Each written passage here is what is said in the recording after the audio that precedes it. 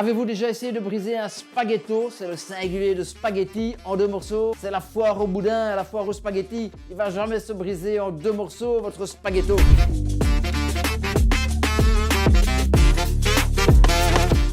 Démonstration devant vos yeux ébahis.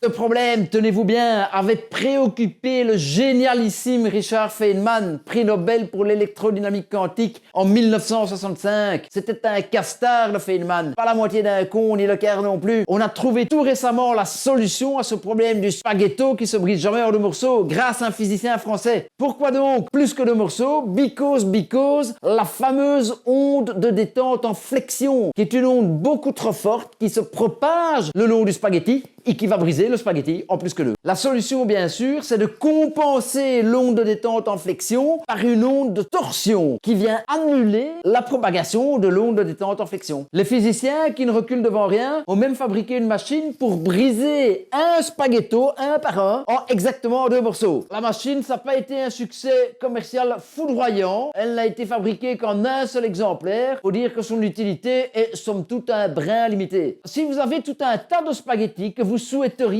briser en 2 morceaux, vous pouvez simuler la torsion en les serrant les uns contre les autres, comme dans la chanson. La friction entre les spaghettis va empêcher la plupart de se briser en plus que 2 morceaux. Démonstration devant les yeux de l'assistance médusée. Nous avons ici un paquet de spaghettos. Maman, ne me juge pas, c'est pour la bonne cause, la science peut tout. C'est presque 2 morceaux, hein. Ça nous rendra pas plus intelligents de le savoir. On a perdu les amis, mais on mourra moins con. Salut, que...